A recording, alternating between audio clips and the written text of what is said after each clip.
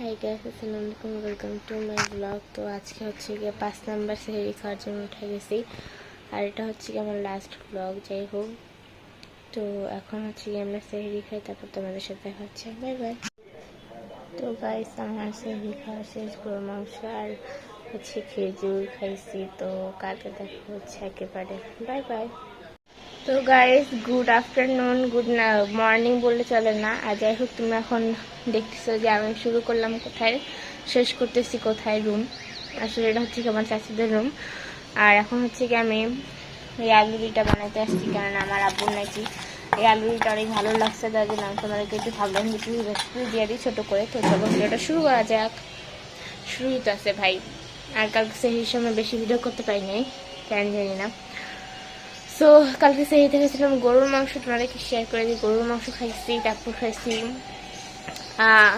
তারপর খেলাম, ভুলে গেছি। তো খেজুর খাইছি, মানে খেয়েছি শেষ। তো ভিডিও করতে পারিনি, যাই হোক এখন তোমাদের তাড়াতাড়ি করে চটজলদি করে রেসিপিটা শেয়ার করি, চলো। তো গাইস, এই তো এখানে হচ্ছে কি আমি দিয়ে দিছি প্রথমেই কর্নফ্লাওয়ার, দেন দিছি হচ্ছে কি চিলি ফ্লেক্স, তারপর অরিগ্যানো, আর কি কি জানি দিলাম, এই যে এগুলো, আর মরিচের গুঁড়া, লবণ। আর এখানে হচ্ছে কি আমি গরম পানি দিয়ে এটা ভিজায় রাখছি আলুটা। সো এখন চলো রেসিপিটা শেয়ার করা যাক। ময়দা দিয়ে দিব 1, 2 আর 3। এখন এটাকে মিক্সড করতে হবে। এটাকে আমি ভালোভাবে মিক্সড করে নেব। আর এটার রেসিপি ভাবছিলাম যে তোমাদের দিব, তো ফাইনালি এখন দিয়ে দিতেছি। এখন দিয়ে দিব এই ম্যাজিক মশলাটা, পুরোটা কাটিয়ে দিয়ে দিব। আর আমি 2টা আলুকে কাটছি হচ্ছে দিয়ে ছোটো ছোটো করে কাটছি। একবার চিকন করে কাটতে হবে, নাহলে কিন্তু এরা যেহেতু সিদ্ধ করে নিলে আমি আলুটাকে গরম পানি ভিজিয়ে রাখছি। তো এই ক্ষেত্রে কিন্তু আলুটা সিদ্ধ মানে ভালো মতন এটা হবে না যদি তুমি বেশি মোটা করে কাটো, মানে কি বলে ভাজা হবে না, কাঁচা রয়ে যাবে। তার জন্য আর কি তোমাদের এটা চিকন করে কাটতে হবে। আমি তোমাদের একটা স্লাইস দেখাই দিই তোমাদের, খুব গরম পানি আর কি। এই দেখো, এর থেকেও পাতলা আছে, এই যে এরকম পাতলা, একটু মোটা করবেন। তবে বেশি পাতলা করলে আমার মনে হয় ভালো, তাহলে সিদ্ধ করতে আর কি মানে সিদ্ধ না, সরি ভাজার সময় কি কোনো সমস্যা হয় না। এটা যত ভাজা হবে তত ক্রিস্পি হবে। আর যত কর্নফ্লাওয়ার দিবেন, যত ময়দা দিবেন, তত এগুলো পরিমাণ মতন দিবেন। ময়দা যত দিবেন আর কর্নফ্লাওয়ার তার 1 ভাগের মানে কম দিবেন, 1 ভাগ কম দিবেন। তো এখানে হচ্ছে কি আমার এখন গরম পানি দিয়ে দিতে হবে। পানি দিয়ে দিব।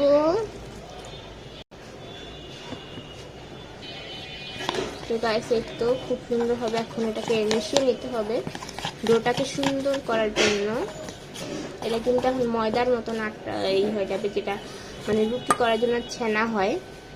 তো আমি ওরকমটা করব না, আমি আর কি একটু সুন্দর। এই দেখেন, এখন আর একটু পানি লাগবে।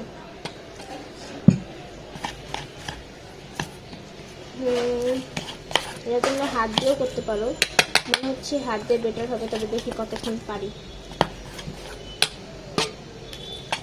না গাইস, হাত দিয়েই করতে হবে। এটা চামচের দিন শেষ, সোনার বাংলাদেশ। তো এই জিনিসগুলো তোমরা হাত দিয়ে করার চেষ্টা করবো। আর অনেকে ভাবতে পারো আমার হাত ধোয়া না, আমার হাত কিন্তু অনেক আগে, মানে আমার হাত দিয়ে কিন্তু ধোয়াই থাকে সবসময়। মানে আমি সব কিছু করার আগে নিজের এটা ভাবি আর কি, স্বাস্থ্যের এটা, তার জন্য আমি সবসময় হাতটা ধুয়ে ফেলি। আর এটা হচ্ছে কি এখন কোনো জাম্পস থাকা যাবে না, এরকম যখন জাম্পস আছে এগুলো থাকা যাবে না। ভালো মতন এটাগুলোকে পিষে ফেলতে হবে, আর ডোটাও ভালো হয়ে যাবে। পানিটা যত পাতলা থাকবে, এখন কিন্তু মেশানো হয়নি ততটা ভালো মতন, তো তাহলে তোমরা কর্নফ্লাওয়ার বা ময়দা ইউজ করতে পারো। আমি এখানে 3 চামচ ময়দা এবং 2 চামচ কর্নফ্লাওয়ার ব্যবহার করেছি, যাতে খেতে মজা হয় এবং ক্রিস্পি হয়। এখন মনে হচ্ছে যে বেশি পানি পড়ে গেছে, তো এটার মধ্যে একটু ময়দা আর একটু কর্নফ্লাওয়ার লাগবে। চলো আমি দিয়ে দিব কর্নফ্লাওয়ার আবারও, যাতে এটা সুন্দর হয় ঠিক হয়। ময়দা দেবো 1 চা চামচের মতন। এক্ষেত্রে হয়ে গেল ময়দা 4 চামচ আর কর্নফ্লাওয়ার 3 চামচ। আমি পানির মাপটা খুব ভালো মতন বুঝি না, তার জন্য আর কি আমার ভুলটা হয়েছে। তো এখন হচ্ছে কি ঠিক ডোটা হয়ে যাবে, দেখতে পাচ্ছেন। এই যে ভালো মতন মিক্স করতে হবে, মিক্স করে দেখা হচ্ছে। তো গাইস আমার ব্যাটারটা তৈরি হয়ে গেছে, এখন আমি জাস্ট ফ্রুট স্যালাডটা বানিয়ে নেব। হয়েছে কেমন তোমাদের একটা উদাহরণ দিই, যেরকম উঠালে যে এরকম হবে তাহলে তোমার বুঝবা যে হয়ে গেছে। এবং একটু মোটা মোটাই রাখার চেষ্টা করবা, যেহেতু আলুগুলো একটু পাতলা এবং এটা তেলে দেওয়ার সময় অনেক সময় ছুটে যায়। তো চেষ্টা করবা যে মশলাটা যাতে না ছুটে। আমি আজকে তোমাদের ফুল রেসিপিটা শেয়ার করার চেষ্টা করতেছি। ফ্রুট স্যালাডের রেসিপিটা না হয় আমি তোমাদের আর দিব না, তোমাদের এর আগে আমি অনেকবার দিছি, তো আজকে আর দিতেছি না। আজকে ফ্রুট স্যালাডটা বানাই আর তোমাদের আজকে এই রেসিপিটা দিয়ে আলুর। তো পরে দেখা হচ্ছে ফ্রুট স্যালাডটা বানানো। রাইস টিয়াকে আমি শসা আর এই যে গাজর দিছি, তো এগুলো উঠায় খাইতেছে, অনেকে মজা লাগতেছে জানি। পড়ে গেছিল ওইখানে নিচে পড়ছিল, আবার উঠাইছে। কাজের ফাঁকেও কিন্তু দেখতে আসলাম। চলেন এখন দেখাই আমাদের নিচনে কি ইফতার বসছে কি বসে নাই। গাইস নিত্যদিনের মতন আবারও আজকের নিচনে বসছে, ইফতার নিয়ে বসছে মানুষ। বুঝতে পারছেন, জুম করে নাটা ফেলে আপনারা দিতে পারবেন না। ওটা হচ্ছে ইমরান হোটেল, যে মানুষগুলো ঘুরতে যাচ্ছে দেখেন। ওরা জানে না যে আমি ভিডিও করছি। আজকের আকাশটা খুব সুন্দর, মেঘলা মেঘলা, বৃষ্টি পড়বে কিনা জানি না। চলেন কাজের মধ্যে যাই। ভাজি হয়ে গেছে, এখন আমার তাড়াতাড়ি করে তাড়াহুড়ো করে এখন তাড়াতাড়ি ভাজি করে ফেলবো। এখন তাড়াতাড়ি করে তোমাদের একটা ভাজা দেখাবো, বাকিগুলো দেখাই না দেখাবো, কেননা ওগুলো তাড়াতাড়ি করে ভাজা শুরু করে ফেলবো।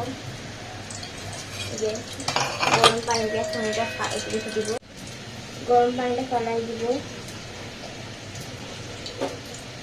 দেখুন এটা আলু পড়ে গেল।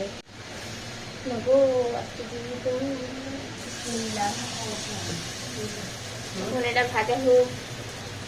রাইস এগুলো এখন হচ্ছে যে কড়া করে ভাজতে হবে। আর ভিডিওটা এখন আর করবো না, কেননা ভাজাভুজি করে ফেলবো। আর আমাদের যে খিচুড়ি রাখছে, তো ওগুলো হচ্ছে গিয়ে এখন দমে দিব এগুলো ভাজাভুজির পর। আর এই তো তোমরা এই রেসিপিটা ট্রাই করতে পারো, ঘরে সবাই পছন্দ করবে। আমি খাওয়াই মানে আমার আব্বু আমাকে সমস্যা, আমার আব্বু বলছে যে এটা আজকে আবার বানাইতে। আর গাইস আমি দেখতেছি মোটা হয়ে যায়, তোমরা সবাই আমাকে মোটা হওয়ার টিপস দাও তো তাড়াতাড়ি। আর হ্যাঁ গাইস এটা কিন্তু একটা কথা বলার জন্য আসছি যে এটা কিন্তু দুবার তেলে ভাজতে হবে। তো এখানে হচ্ছে কি আমি অনেকগুলো ভেজেও ফেলছি। তো ভাজি পরে দেখা হচ্ছে, বাই বাই। তো গাইস এই তো এখানে হচ্ছে কি আমাদের সব ইফতার। তো আমার আলুটা রেডি, এখানে খালি একটু ম্যাজিক মশলা দিয়ে মাখা নিলেই হয়ে যাবে। সো গাইস ইফতারি করা শেষ, এখন হচ্ছে গিয়ে ফ্রুট স্যালাডটা খাবো। আর ডিপের মধ্যে হচ্ছে কোনো প্যান আছে, বরফ করে খাই। তোমরা অনেকে জানো যারা আমার 2024 থেকে ব্লগ দেখো। আর আজকে ব্লগটা আমার খুব ভালো লাগছে, কেন পরে থেকে আর ব্লগ করবো না। চান্নাতে ব্লগও পাবা, তবে এর আগেও ভালো ভালো ব্লগ পাবো, তবে এখন আমি আর করবো না। 10 দিনের মতন ব্রেকে চলে যাবো। সো এই ট্যাংটা এখন খাই, বরফ ট্যাং।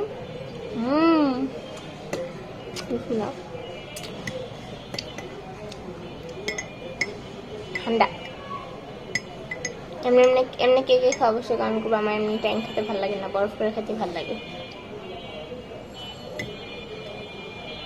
আমি প্রতিদিন এভাবে খাই, তাই জন্য রান্নাতে আমার গলা বসে যায় রান্না তাড়িতে।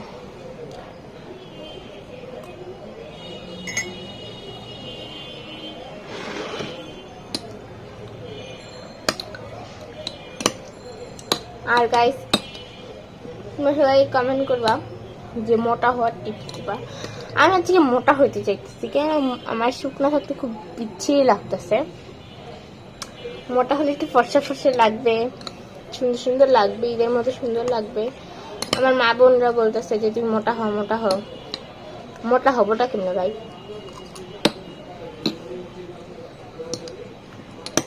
সারাদিন খাই, মোটা হয় না, তাই না?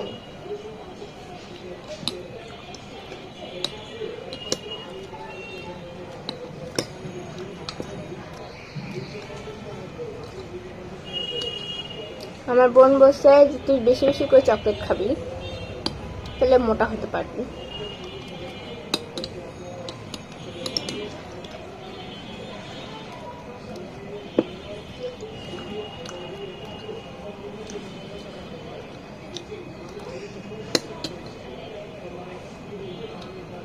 তো একেবারে হবে মায়েদের দেখতেছো, যেদিনকে ব্লগটা দেখতেছো বুধবার জানি। তো আজকে খাওয়া দাওয়াগুলো দিয়ে শেষ করতেছি ব্লগ। আর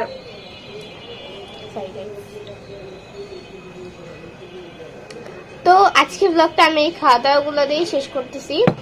আর আজকের ব্লগটা যদি তোমাদের ভালো লাগে থাকে, ভালো লাগলে লাইক কমেন্ট শেয়ার এবং সাবস্ক্রাইব করতে ভুলবা না। আর 100 জন না হওয়া পর্যন্ত ভাবতেছি যে আর ভিডিও দিব না, তোমরা কি বলো? সো আমার 100 জন সাবস্ক্রাইবার হতে আর 3টা সাবস্ক্রাইবার দরকার। So please please please guys 3টা সাবস্ক্রাইব করে দাও। সো আজকে ব্লগটা এই পর্যন্ত ছিল। সবাইকে ভালো লাগলে লাইক কমেন্ট শেয়ার এবং সাবস্ক্রাইব করতে ভুলবা না। Bye bye. আর গাইস তোমাদের আমার এই 7 দিনের 7টা ব্লগের এপিসোড দেওয়া, মানে 7 দিনের 7টা ব্লগ যে আপলোড দিলাম, তোমাদের 7 দিনের 7টা ব্লগের মধ্যে কোন ব্লগটা বেশি বেস্ট লাগছে এবং কোন ব্লগটা বেশি সুন্দর হয়েছে অবশ্যই বলবা, তাহলে আমি ওরকম ভিডিও করার চেষ্টা করব। তো আবার দেখা হবে এরকম এপিসোডে 2027-এ। সো ওটার মধ্যে ব্লগ দিব, তবে আমি তো রেগুলার আর হব না। তো রেগুলার হতে গেলে মাথা নষ্ট হয়ে যায়, প্রতিদিন ব্লগ করা লাগে, প্রতিদিন ভিডিও দিতে হয়। তো আমি ভাবলাম যে যারা রেগুলার ব্লগ করে তাদের কি অবস্থা হয় ভাবেন, অনেক কষ্ট আছে, আসলে কষ্ট। রাকিব হোসেন দেখতাম, ভাবতাম কি যে ওরা হয়তো নাটক করে, এখন দেখি না আসলেও কষ্ট আছে। তো সবগুলো কাজেই কষ্ট আছে। যাই হোক, তো একেবারে দেখা হবে এরকম এপিসোডে 2027-এ। তবে তোমরা এরকম ভিডিও পাবে, এরকম মানে ভিডিও হচ্ছে কি রোজার মধ্যে রেগুলার হবো না, তবে ভিডিও করবো, যার মধ্যে ভিডিও করবো। কারণ এই রমজান মাসে ভিডিও করতে আমার খুব ভালো লাগে এবং ভিডিওগুলো পরে দেখতেও আমার অনেক ভালো লাগে। সো